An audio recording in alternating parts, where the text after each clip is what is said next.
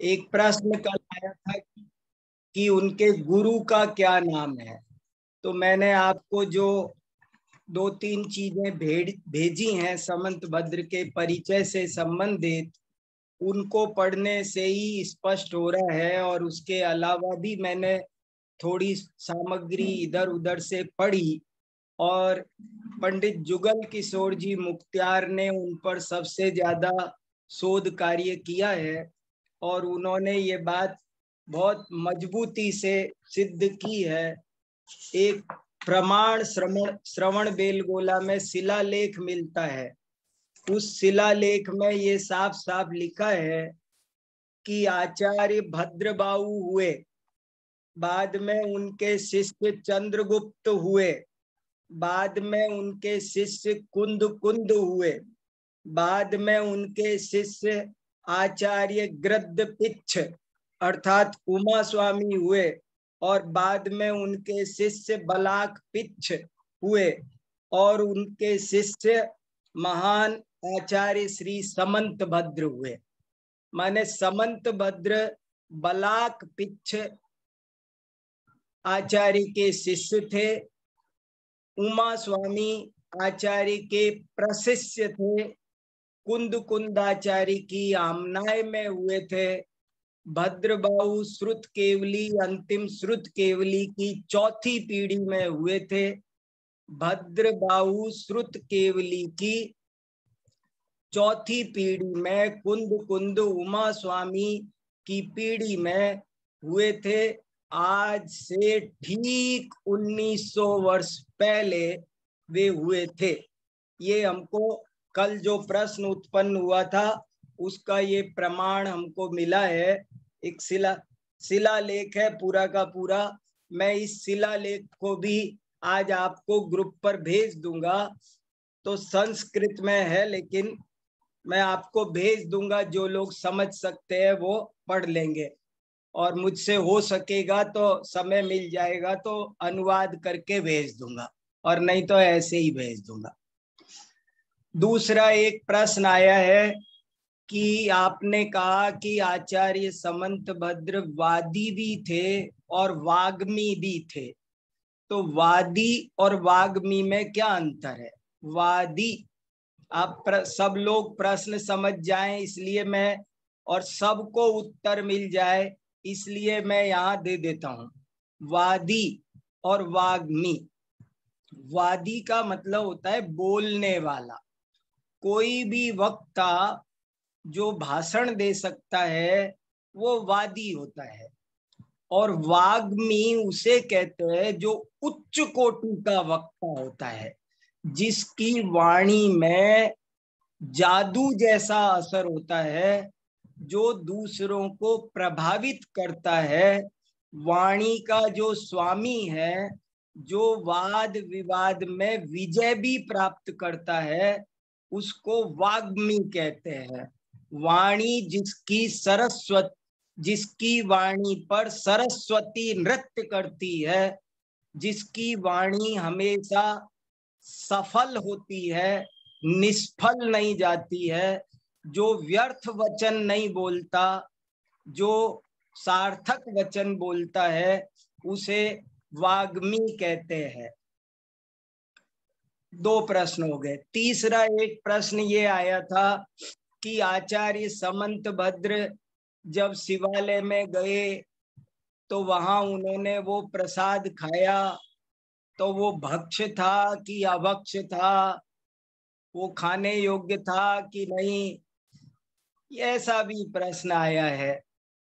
देखो, कई बातें हैं। एक बात तो ये निश्चित है कि वे दीक्षा छेद कर चुके थे, बहुत नीची भूमिका में आ चुके थे, तो एक तो ये बात स्पष्ट है। दूसरी बात ये स्पष्ट है कि उस जमाने में प्राय सभी लोग शुद्ध भोजन किया करते थे। आज एक बहुत इंपॉर्टेंट बात बता रहा हूं कि प्राचीन काल में ऐसी स्थिति नहीं थी।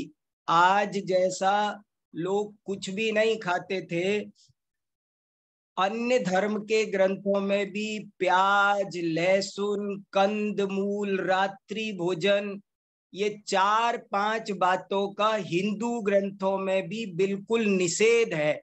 हिंदू ग्रंथों में साफ साफ लिखा है रात्रि भोजन करना नरक का पहला दरवाजा है। ऐसा चत्वारी स्वब्र महाभारत में लिखा है, चत्वारी स्वब्र द्वाराणि प्रथमम रात्रि भोजनम। नरक के 4 दरवाजे हैं, जिनमें से पहला दरवाजा रात्रि भोजन है। तो आप पहली बात तो ये समझ लें कि समंत भद्राचार्य वहां कोई रात्रि में भोजन कर लेते होंगे, रात्रि में भोग नहीं लगता था। ऐसे ही शिव जी को कोई आलू प्याज ऐसे चढ़ाए जाते हो, ऐसा नहीं है। बहुत शुद्ध भोज हमारे भारतवर्ष में प्राचीन काल में प्रायः सभी लोग शुद्ध भोजन किया करते थे। 6वीं शताब्दी में चीन से एक यात्री आया था, वेन सांग।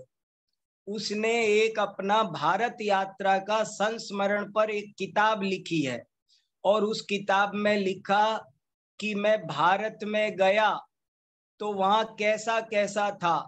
तो उसने बहुत साफ साफ लिखा, मुझे वहां पर एक भी व्यक्ति मद्य मांस का सेवन करने वाला नहीं मिला। ये बात उसने लिखी है। तो एक बात हमको ये भी समझ लेनी चाहिए। 3 प्रश्नों का उत्तर दिया, चौथा एक प्रश्न और आया है, वो बताकर बात आगे बढ़ाता हूँ। चौथा प्रश्न फिर से आया है कि आरोग्य शास्त्र उन्होंने क्यों लिखा। आचार्य समंत भद्र ने एक सिद्धांत रसायन कल्प लिखा है, ये सूचना मैंने कल आपको दी थी। अनेक आध्यात्मिक स्वाध्याय करने वालों की ये जिज्ञासा है, अरे भाई आत्मा की बात करो, शरीर की बात क्या करना, ये स्वास्थ्य की बातें, तबीयत ठीक करने की, आरोग्य शास्त्र की बातें क्यों लिखी, ऐसा किसी की जिज्ञासा है। देखो भाई, बात को थोड़ा सा शांति से समझना पड़ेगा। शास्त्रों में बहुत निर्देश आरोग्य शास्त्र के पाए जाते हैं। एक शास्त्र में तो यहाँ तक लिखा है, एक कल्याण कारक नाम का एक शास्त्र अभी वर्तमान में पाया जाता है। 1000 पेज का है और कई जगह से छपा है, बहुत सुंदर ग्रंथ है। जैन आयुर्वेद के ग्रंथों में आज की तारीख में सबसे सुंदर और पढ़ने लायक कोई ग्रंथ है तो उस ग्रंथ का नाम है कल्याण कारक। उस कल्याण कारक ग्रंथ में ऐसा लिखा है कि यदि कोई मुनि दीक्षा लेने आए, कोई गृहस्थ मुनि दीक्षा लेने आए, तो आचार्य को उससे कुछ प्रश्न पूछने चाहिए, तभी दीक्षा देना चाहिए, पहले परीक्षा करनी चाहिए। तो क्या प्रश्न पूछना चाहिए? उन प्रश्नों में से एक प्रश्न ये है कि उससे ये भी पूछना चाहिए कि क्या तुमने आयुर्वेद पढ़ा है, आरोग्य शास्त्र पढ़कर आए हो कि नहीं। और यदि वो बोले नहीं, तो उससे कहना चाहिए पहले 15 दिन आरोग्य शास्त्र पढ़ो। क्यों? ऐसा श्लोक है, आरोग्य शास्त्र मधिगम्य मुनिर विपश्चित, कि कोई समझदार मुनि तभी हो सकता है जब वो आरोग्य शास्त्र को पढ़ ले। क्योंकि अभी गृहस्थ दशा में तो यदि हम कोई अनुचित आहार विहार कर लें तो उसका हम इलाज करा सकते हैं, हमारे पास में 10 उपाय हैं। लेकिन जब हम मुनि हो जाते हैं तो हमें 46 दोषों से रहित, 32 अंतरायों से रहित, 24 घंटे में एक बार खड़े होकर श्रावक कुल में जो आहार मिले वही लेना होता है। ऐसे में यदि हमसे उचित आहार विहार हो जाए, यदि हमें ये विवेक ना हो कि खरबूजे के ऊपर पानी नहीं पीना चाहिए, यदि हमें ये पता, माने ये चीजें हमें पता होना चाहिए, तब वो ठीक से अपना स्वास्थ्य संभाल कर धर्म साधना कर सकता है। शास्त्रों में द्वादशांग में आयुर्वेद का बहुत बड़ा महत्व बताया है। एक जगह अकलंकाचार्य ने ऐसा लिखा है कि इस विश्व में आत्मा के बाद सबसे ज्यादा ध्यान रखने लायक कोई वस्तु है तो वो अपना शरीर है। ऐसा एक जगह अकलंकाचार्य ने लिखा है कि इस पूरे विश्व में सबसे ज्यादा ध्यान रखने लायक नंबर 1, टॉप नंबर 1 ध्यान रखने लायक कोई चीज है तो सब की चिंता छोड़ो, एक अपनी आत्मा का ध्यान रखो। शिष्य ने पूछा, महाराज इसके बाद अगर नंबर 2 पर किसी को रखना हो तो उन्होंने उत्तर दिया नंबर 2 पर शरीर है। इसलिए ये आयुर्वेद की चर्चा भी आई है। और बाकी मैंने कल कहा था कि फिर थोड़ी लंबी चर्चा है जो हम कभी स्वतंत्र करेंगे। और ये अक्षय जी कुछ पूछना चाह रहे हैं, अगर पूछना हो तो इसी क्रम में आप भी पूछ लो, फिर हम आगे बढ़ जाते हैं। हाँ भाई साहब, ये हाँ पूछना बोलिए। था कि कहते हैं ना कि उन्होंने आरोग्य के भी लिखे हैं और टेक्नोलॉजी वाले शास्त्र भी लिखे हैं। हाँ तो आरोग्य का तो आपने बता दिया, आयुर्वेद का। हाँ। टेक्नोलॉजी वाले ये सब रसायन वगैरह के, केमिस्ट्री वगैरह के शास्त्र क्यों लिखे? नहीं, ऐसा तो कोई ग्रंथ का उल्लेख कल हमने किया नहीं था। नहीं, ये हाँ गंधस्थी महावास्य में सुनते हैं कि हाँ, ये हो देखो, गंध अस्थि महाभाष्य अभी उपलब्ध नहीं है और बहुत बड़ा है, 2 लाख श्लोक प्रमाण है। तो उसमें क्या क्या विषय अंदर आए हैं, और हो सकता है कोई रसायन का भी आया हो, ज्योतिष का भी आया हो। जब तत्वार्थ सूत्र में उन्होंने सूर्य चंद्रमसौ ग्रह नक्षत्र प्रकीर्णक तारकाश्च इस सूत्र की टीका लिखी होगी तो जरूर उन्होंने थोड़ा ज्योतिष के बारे में भी लिखा होगा। लेकिन दुर्भाग्य हमारा ये है भैया कि हमको वो ग्रंथ आज उपलब्ध नहीं हो रहा। ठीक है, चलो वेरी गुड।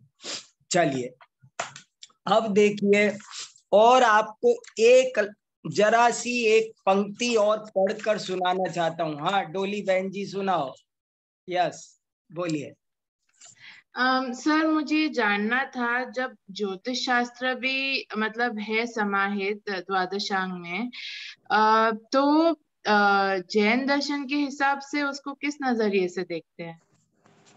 देखो बेटा,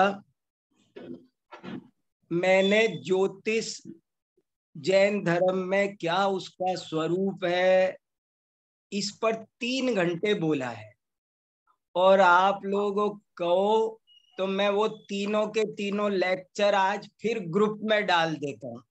देखो मैं चाहता हूँ खूब पढ़ो, जितना परिश्रम करोगे, जितना समय दोगे।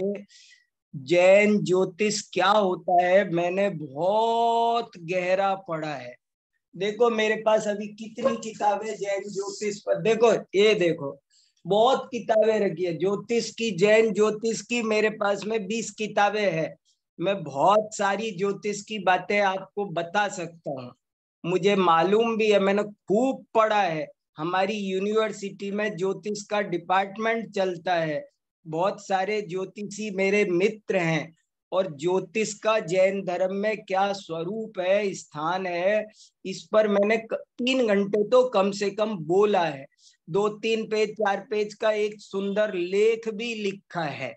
और उस सब को मैं, आपको जो कंफ्यूजन है आपके मन में वो शायद मैं समझ रहा हूं, और वो कंफ्यूजन को मैं शॉर्ट में बताता हूं कि आप ऐसा सोच रहे हैं कि जैन धर्म तो वैज्ञानिक धर्म है, जैन धर्म तो अकर्तावादी धर्म है, जैन धर्म तो सुंदर वस्तु स्वरूप की व्यवस्था का धर्म है। इसमें ये ग्रह दुखी करता है, शनि दुखी कर रहा है, राहु दुखी कर रहा है, ये क्या है मामला? तो ये तो जैन दर्शन की मूल मान्यता के खिलाफ जाता है। ऐसा आपके मन में प्रश्न हो सकता है, बहुतों के मन में होता है। आप सिर भी हिला रहे हैं, तो मतलब यही एक ये बड़ी उलझन है कि ज्योतिष को हम अध्यात्म के साथ जैन दर्शन के अकर्तावाद, वीतरागता आदि सिद्धांतों के साथ कैसे सुमेल बिठाएं। तो उसके साथ बड़ा अच्छा सुमेल ये है भैया कि दो चीजें होती है। एक होता है ज्ञापक कारण, एक होते हैं कारक कारण। और धर्मों में जो ज्योतिष की बात है, वहां तो ग्रह नक्षत्र आदि को उन्होंने दुख सुख का कारक माना है। जैन आचार्यों ने ग्रह नक्षत्रों को दुख सुख का कारक नहीं माना, ज्ञापक माना है। ज्ञापक चिन्ह होने में कोई आपत्ति नहीं है। जैन दर्शन के किसी भी सिद्धांत को इसमें आंच नहीं आती है, बल्कि पुष्ट होते हैं। ज्योतिष से भी वस्तु व्यवस्था और जैन दर्शन बहुत गहराई से पुष्ट होता है, बल्कि पुष्ट होता है। आप वो अगर व्याख्यान सुन पाए, अगर समय मिले, तो आपको और डिटेल में ये चीजें समझ में आएगी। लेकिन बात यही है, जैसे देखो मेरे हाथ की एक रेखा है, मान लो ये रेखा ये बता रही है कि इसकी इतनी उम्र है, तो क्या ये उम्र दे रही है? उम्र दे नहीं रही है, बल्कि उम्र का ज्ञान करा रही है। कोई भी काम एक ज्ञापक कारण होते हैं, एक कारक कारण होते हैं। ग्रह नक्षत्रों से सिर्फ ज्ञान होता है कि ऐसा होने वाला है, ऐसा हुआ था। केवल ये ज्ञापक कारण है जिनसे हम भूत भविष्य की बातों को जानते हैं। और बहुत सारी बातें डिटेल हैं, लेकिन हम भटक जाएंगे, इसलिए मैं विराम लेता हूँ। और किसी का तो हैंडरेज और हो रहे, भैया कर लो चर्चा, ये तो क्लास है और सबका समाधान हो जाए, अच्छी बात है।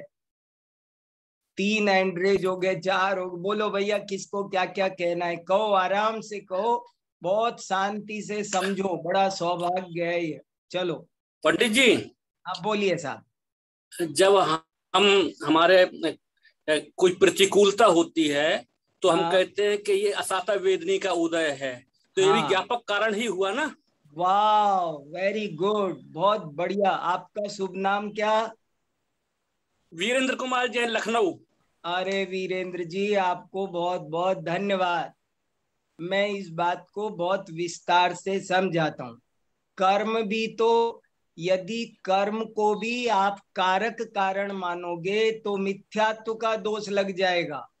जैसे कर्म है वे ज्ञापक हैं, ऐसे ही ये भी ज्ञापक कारण हैं। बहुत बढ़िया, गुड। चलिए, और जैन भाई साहब। जय जिनेंद्र, बोलिए जी। जो वास्तु विद्या है या वास्तु शास्त्र में किसी भी क्षेत्र के निर्माण में इस प्रकार से होना चाहिए। यदि वो उस प्रकार से निर्माण नहीं होता है तो कहते हैं आपके लिए अवनति का सूचक है। तो यह भी केवल वास्तु विद्या, वो भी एक प्रकार से ज्ञापक ही कारण है। ये भी ज्ञापक कारण ही है। मुझे लगता है आप लोगों को ज्योतिष वास्तु में विशेष रुचि जाग गई है और ज्योतिष वास्तु के ट्रैक पर हम जा रहे हैं।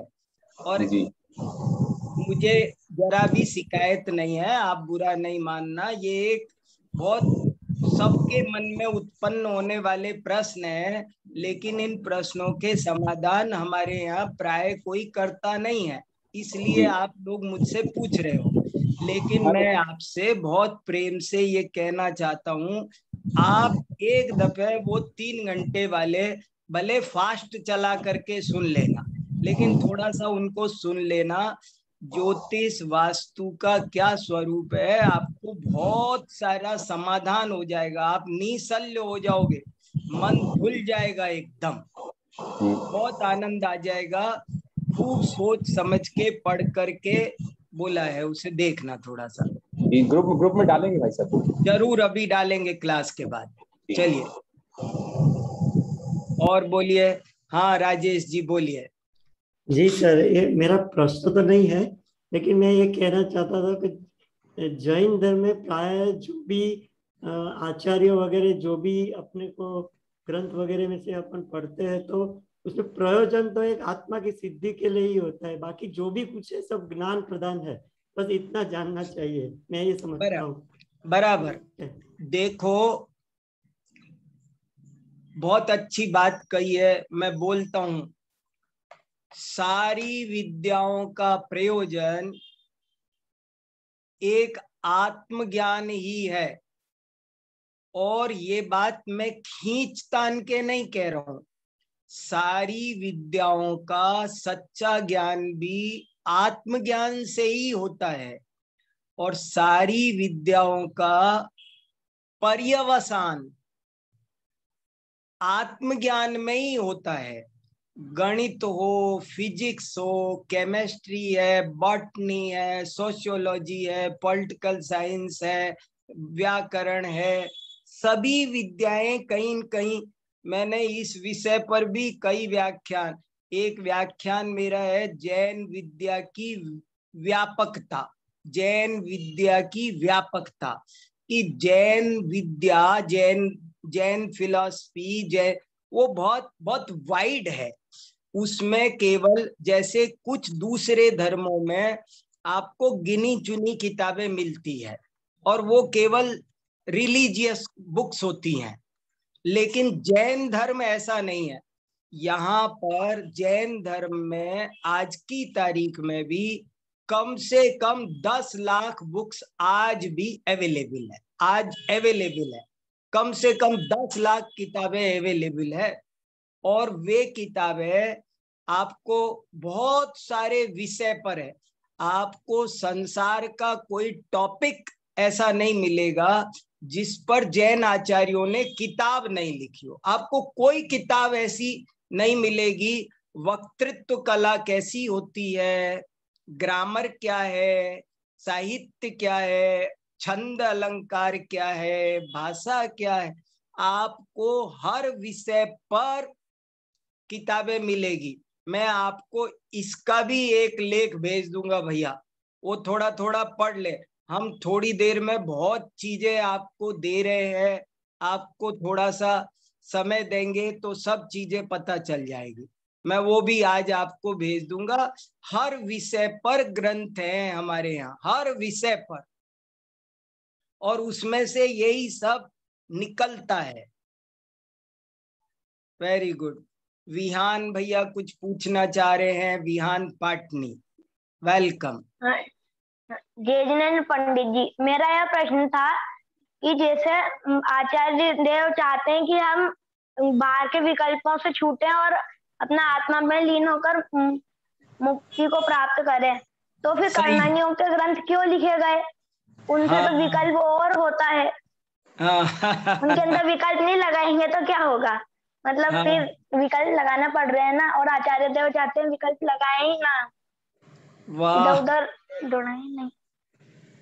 पंडित टोडरमल जी ने एक मोक्ष मार्ग प्रकाशक नाम का बहुत सुंदर ग्रंथ लिखा है, और उस मोक्ष मार्ग प्रकाशक में 9 अधिकार हैं।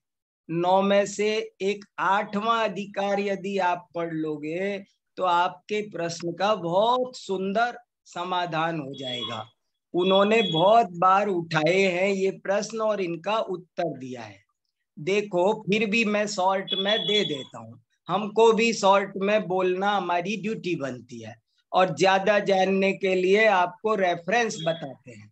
देखो ध्यान से सुनना ये लाइन, अन्य विकल्पों का निषेध करने के लिए, दुर्विकल्पों का निषेध करने के लिए ये शुभ विकल्पों में लगाया जाता है। जैसे पाप भी है और पुण्य भी है, लेकिन पाप से बचाने के लिए पुण्य कार्यों में लगाया जाता है। ऐसे ही हम 24 घंटे हिंसा, झूठ, चोरी, व्यापार, जाने किस किस चीज के विकल्प करते रहते हैं। उन विकल्पों से हटाने के लिए हमें करणान योग पढ़ाया गया कि देखो तो सही दुनिया कितनी बड़ी है। हमें पूरे विश्व का सर्वज्ञता का, सूक्ष्म तत्व ज्ञान का एहसास कराने के लिए करणान योग पढ़ाया गया है। और जब उस करणान योग को शांति से पढ़ोगे तो हर प्रकरण में, करणान योग में सिद्धांत ग्रंथ उनको कहते हैं, हर ग्रंथ में सिद्धों की चर्चा होती। जैसे गुणस्थान पढ़ाएंगे तो गुणस्थान के अंत में सिद्ध गुणस्थानातीत सिद्धों की चर्चा आएगी। मार्गणा पढ़ाएंगे तो मार्गणातीत सिद्धों की चर्चा आएगी। इंद्रियां पढ़ाएंगे तो इंद्रियातीत सिद्धों की, आत्म स्वभाव की चर्चा आएगी। तो कोई भी विषय पढ़ाते हैं आचार्य तो उसका कोई न कोई प्रयोजन होता है। अपने उपयोग को तत्व ज्ञान की निर्मलता के लिए ही ये सब पढ़ाया जाता। इनसे हमारा तत्व ज्ञान बहुत निर्मल होता है, हमको विश्वास होता है, हमें सर्वज्ञता का स्वरूप समझ में आता है, विश्व की पूरी कारण कार्य व्यवस्था समझ में आती है। इसलिए इन ग्रंथों को भी आचार्यों ने कहा है। अच्छा, ताकि हम बुरे जो अशुभ विकल्प है उनके अंदर नहीं भ्रमण करें, ऐसे मतलब हाँ, उनमें नहीं उलझे। नंबर 1, अशुभ विकल्पों में ना उलझे। नंबर 2, हमको पूरी विश्व व्यवस्था का ज्यादा से ज्यादा क्लियर ज्ञान हो, हमको पूरी बात ज्यादा से ज्यादा स्पष्ट हो जाए। ये 2 प्रयोजन है। Very good. चलो अब हम आगे बढ़ते हैं। चलिए, बहुत अच्छा, बहुत बढ़िया बढ़िया बात आपने की। अब देखो, हमने आपको जो जो ग्रंथ बताए उनमें से 5 ग्रंथ आचार्य अमृतचंद्र, आचार्य समंत भद्र स्वामी के उपलब्ध हैं और उनके नाम अब आपको उंगलियों पर तैयार रहना चाहिए।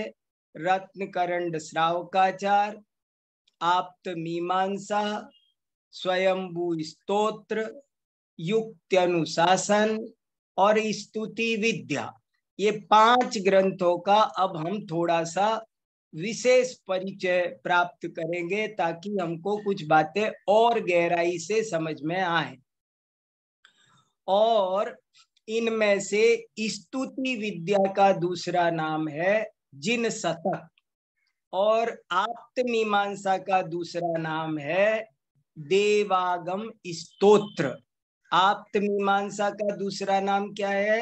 देवागम स्तोत्र।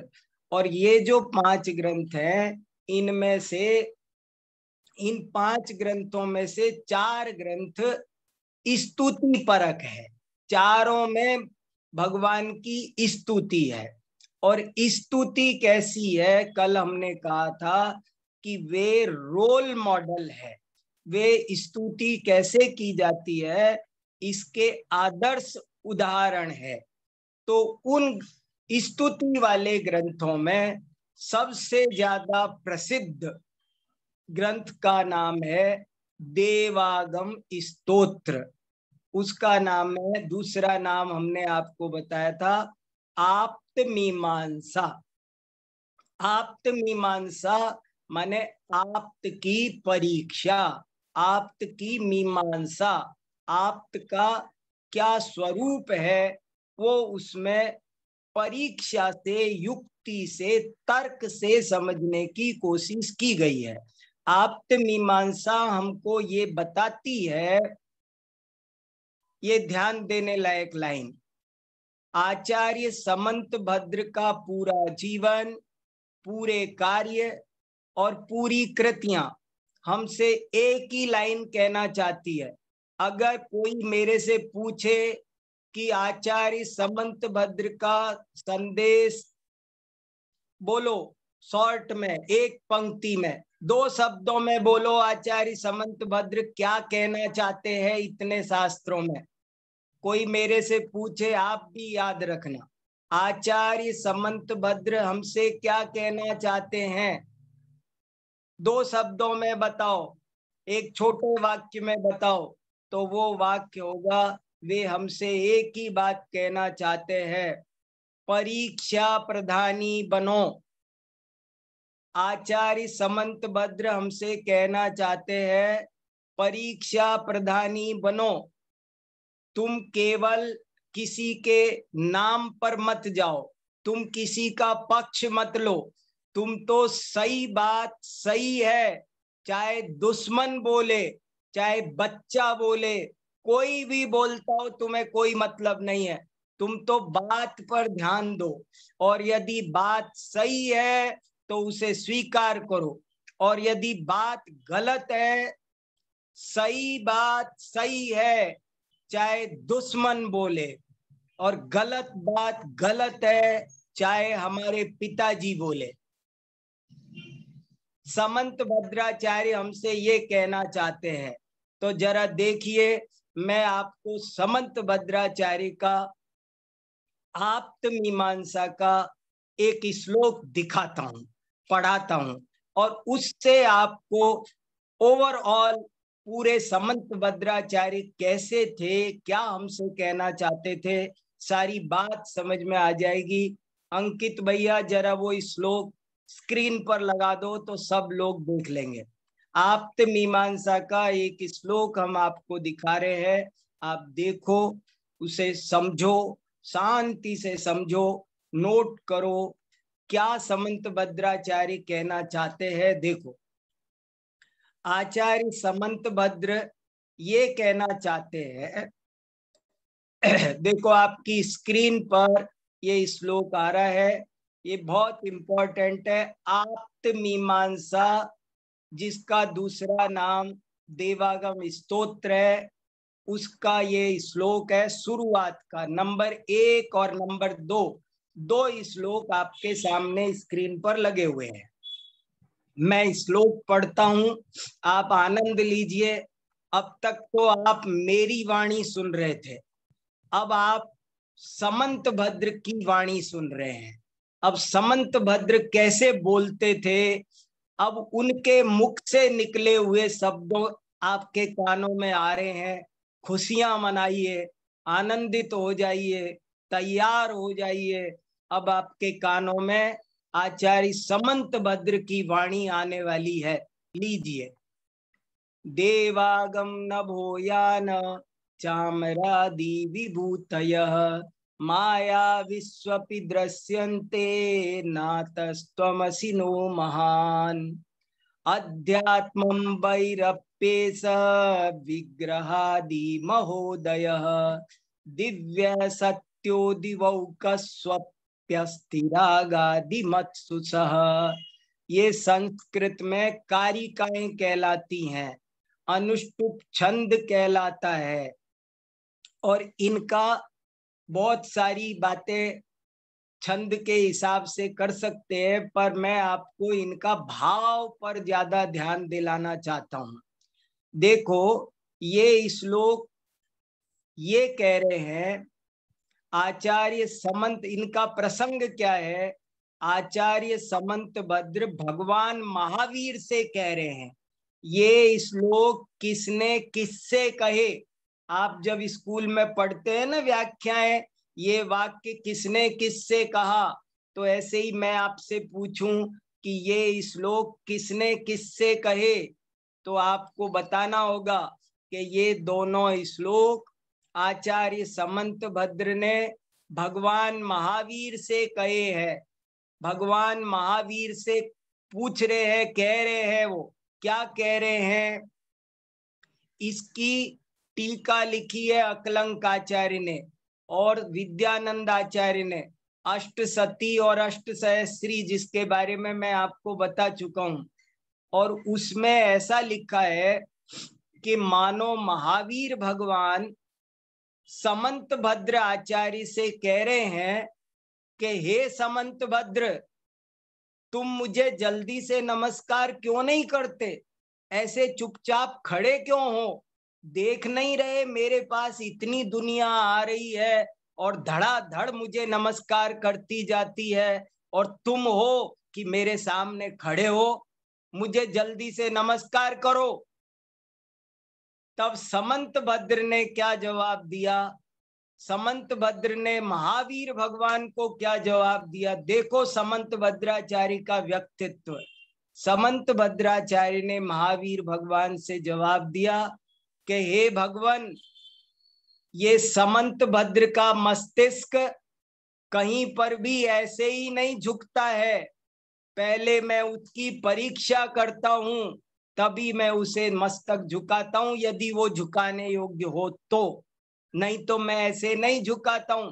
मैं पहले परीक्षा करूंगा, मैं आपकी भी परीक्षा करूंगा, और अगर आप सही निकलेंगे, स्तुत्य होंगे, तो ही मैं आपकी स्तुति करूंगा, नहीं तो आपकी स्तुति नहीं करूंगा। मानो इसके बाद महावीर भगवान ने फिर से कहा कि मेरी क्या परीक्षा करनी है तुमको? दिखाई नहीं देता मेरे पास में कितने देवता आ रहे हैं? मैं आकाश में अधर हूं, सारी दुनिया जमीन पर चलती है, मैं आकाश में जमीन से 4 अंगुल ऊपर रहता हूं, मेरे पास ये समोसरण आदि विभूतियां हैं, तुमको दिखाई नहीं दे रही है? ऐसा लगता है समंत भद्राचार्य समोसरण में पहुंच गए और डायरेक्ट भगवान महावीर को मानो चुनौती दे दी, और भगवान महावीर से कहा कि देवागम नभोयान चामरादि विभूतयः माया विश्वपि दृश्यन्ते नातस्त्वमसि नो महान। के हे महावीर, तुम्हारे पास देवता आते हैं, तुम आकाश गमन करते हो, नभो यान, यान माने गमन, देवागम, तुम्हारे पास स्वर्गों से देवता आते हुए उतरते हुए दिख रहे हैं। हमें दिखाई दे रहा है कि देवताओं के विमान उतर रहे हैं, हमें दिखाई दे रहा है कि तुम आकाश में गमन करते हो, हमें दिखाई दे रहा है कि तुम्हारे पास में छत्र चमर आदि अष्ट प्रातिहार्य आदि नाना प्रकार की बाह्य समोसरण रूप विभूति पाई जाती है। लेकिन सुनो, ये सब चीजें तो किसी मायावी में भी पाई जा सकती है, एक जादूगर करके दिखा सकता है। मैं इन चीजों से प्रभावित होने वाला नहीं हूं। आप आकाश में गमन करते हो, इसमें क्या हुआ? आप तो 4 अंगुल ऊपर चलते हो, चिड़िया 400 कोस ऊपर उड़ जाती है। अगर आकाश में उड़ने से किसी की पूजा की जाए तो नाना प्रकार के पक्षी भी पूज्य हो जाएंगे। ये समोसरण कोई जादूगर बना करके दिखा सकता है, इसलिए मैं इन चीजों से आपको नमस्कार करने वाला नहीं हूं। देखो क्या क्रांतिकारी विचारधारा है ये। देखो बहुत सारे बच्चे पढ़ रहे हैं, सुन रहे हैं। मैं बहुत जोर देकर बहुत प्रेम से उनको कहना चाहता हूं कि उनको बड़े भाग्य से जैन दर्शन मिला है, जो दुनिया का एक बिल्कुल अलग दर्शन है। और आप सबसे मेरा ये जोर दे के कहना है कि आप परीक्षा प्रधानी बनो, परीक्षा प्रधानी। किसी की भी बात को अंधभक्ति से मत मानो, खुद साइंटिस्ट बनो।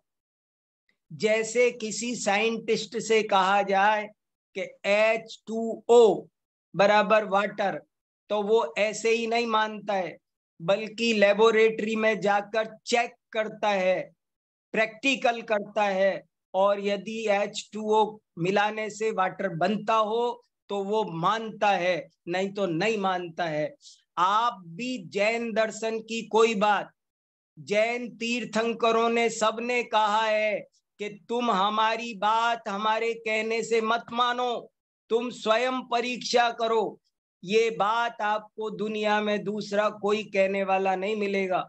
देखो समंत भद्राचार्य क्या जवाब। और फालतू बातों से प्रभावित भी मत हो, ये भी एक गजब की बात। आप आकाश में उड़ने से क्या होता है? देवागम नभो यान चामरादि विभूतय माया विश्वपि दृश्यन्ते। देखो कैसा बोला है, आप इस पे सोचना, आपके रोंगटे खड़े हो जाएंगे। जिस दिन हमने पहली बार पढ़ा तो हमारी नींद उड़ गई कि सारी दुनिया के धर्म कहते हैं कि तुम मेरी बात मानो, मेरी आज्ञा मानो, तुम मेरी शरण में आ जाओ, मैं तुम्हें सब कुछ बना दूंगा। लेकिन यहाँ पर कहा जा रहा है कि नहीं, समंत भद्रा जैन धर्म आपको वो अधिकार देता है कि आप भगवान से प्रश्न कर सकते हो, भगवान से पूछ सकते हो कि आप क्यों महान हो, आपको क्यों पूजा जाए। परीक्षा करने का ऐसा उच्च कोटि का अधिकार देने वाला जैन दर्शन हमको मिला है, इसलिए इसको समझो बहुत अच्छी तरह। और नीचे के श्लोक में भी यही बात आई है।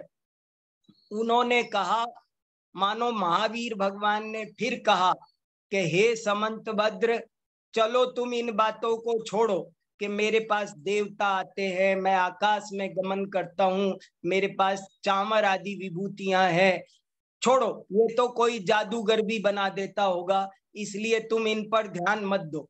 लेकिन तुम मेरा शरीर तो देखो, मेरे शरीर में खून है, मेरे नख केस नहीं बढ़ते हैं, मैं भोजन नहीं लेता हूं, फिर भी मेरे शरीर पर कांति है, तेज है, बल है, तो वो तो देखो तुम, समोसरण मत देखो, अरे तुम मेरा शरीर तो देख लो कम से कम। तो उन्होंने उसका जवाब दिया कि ये भी देवगति के देवों में खूब पाया जाता है। देवगति के देव भी, वे भी आहार आदि नहीं करते, या उनके भी शरीर आदि में ऐसी दिव्यता नाना प्रकार की पाई जाती है। शरीर की दिव्यता के कारण भी आप महान नहीं हो, समोसरण के कारण भी महान नहीं हो, देवताओं के कारण भी महान। देखो ये भगवान की स्तुति हो रही है। जैन धर्म में अंधभक्ति नहीं चलती है, अंधभक्ति का कोई सवाल नहीं है। मैं यही बात आप सबको थोड़ा जोर देकर बताना चाहता हूँ। मेरे हृदय में कितने भाव उमड़ रहे हैं मैं कह नहीं पा रहा हूँ। और ये सारे छोटे छोटे बच्चे, सब विद्यार्थी, मैं एक एक को क्रांतिकारी वैज्ञानिक बनाना चाहता हूँ। अगर जैन दर्शन समझना है और समझाना है, आचार्य समंत भद्र ने विश्व में जैन धर्म फैलाया, सबको निर्भिन्ना कुमताद्रय यद वचो वज्रपातेन। आचार्य समंत भद्र के वचन वज्र की तरह गिरते थे कि कुमत रूपी पर्वत चकनाचूर हो जाते थे। उसका एक ही कारण है, वे परीक्षा प्रधानी थे। आप परीक्षा के आधार पर तत्व ज्ञान को, सत्य ज्ञान को स्वयं भी समझ सकते हो और दूसरों को भी समझा सकते हो।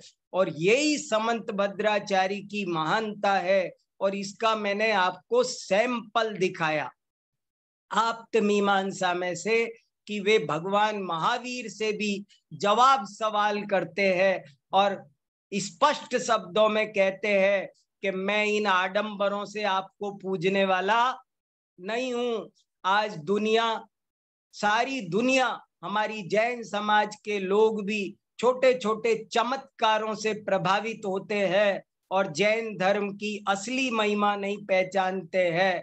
तो इसकी थोड़ी सी इंपॉर्टेंट बात आज और रह गई है जो मैं कल करूंगा।